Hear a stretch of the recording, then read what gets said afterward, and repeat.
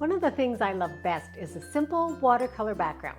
So that's what I'm going to show you today, how you can use Stampin' Up! Inks for a great watercolor background. Let's get started. So one of the crucial things when you're doing a watercolor background is using the right paper. Cardstock will not work. What you want is some watercolor paper, and I'm using the Fluid 100 watercolor paper, and I've cut down a piece here. And the reason why is that this is much more cottony and softer. It has a little bit of a rough finish as opposed to a smooth. And when it is porous, which this is, the water is going to move the paint around. So if you were doing quite a few of these, I would probably put it onto a sturdy surface with some tape, but I want to have all of the area, possibly to have watercolor go right to the edge. So I'm not doing that today. So you need your Stampin' Spritzer, you need a brush of some kind. I'm using my Aqua Painter. And if you have a paintbrush from the dollar store, if it has a brush tip like this, so something that looks like that, that's going to be a better brush for you. What I like about this one, and you can still get these, is that there's a reservoir that you can put water in.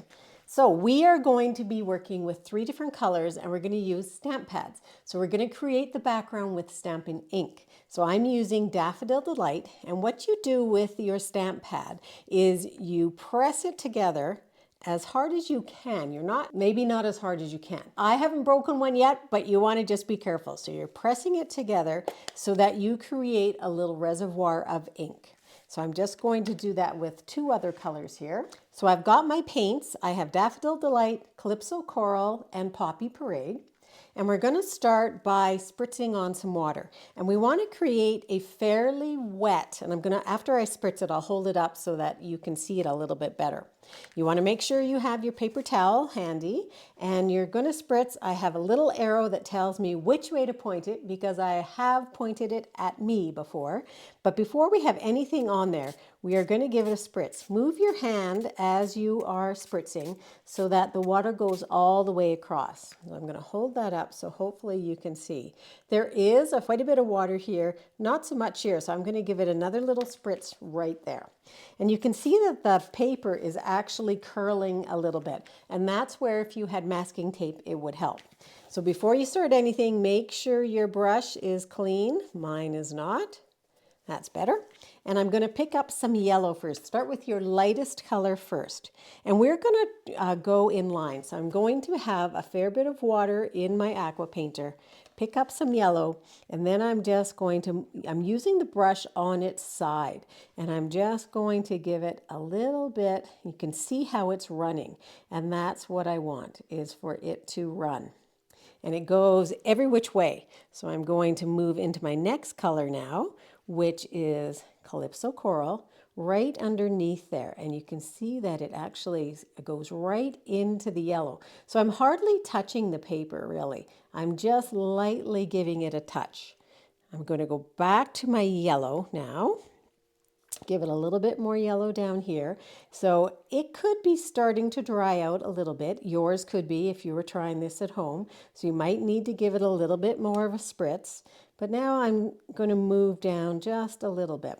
So it's not as wet here. 1 more spritz, just maybe 2 to get it going again. And now I'm going to go in with, I'm going to get rid of that yellow and go in with a little bit of Poppy Parade, which is a little different color than our Calypso Coral. And you can go right into the yellow again. These colors I chose because they coordinate well together and they will merge into each other and create sort of oranges and really rich kind of sunset kind of colors. Now, you could leave it like that. You can give it another spritz. It's totally up to you. You're the artist here. So if you spritz it again, don't over spritz it. And then what you can do is if you've got lots of water around the outside edges, you can just sort of dab it off with your paper towel.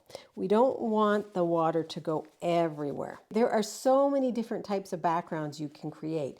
This one is a little bit more of a linear type background.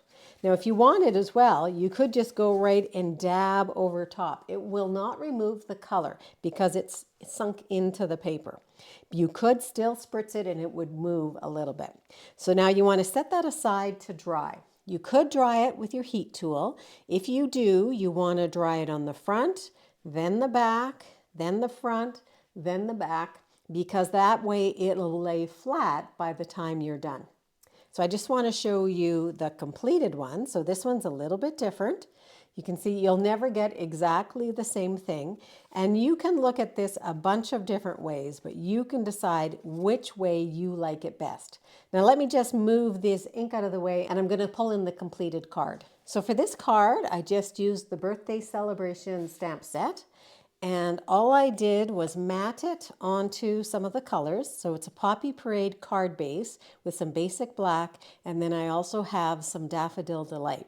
And I just put a little bit of embellishment. So I've got my black twine here so that it ties together, and just happy birthday from that stamp set. When it dries, it lightens up a little bit. So this is a little bit darker than it's going to be by the time it finishes drying. So that is how you can create a watercolor background with your Stampin' inks. Thanks very much for joining me. If you like this, please subscribe. Also join my email at jo@designwithjo.ca. You can sign up over there and I'll send you some weekly tips and tricks.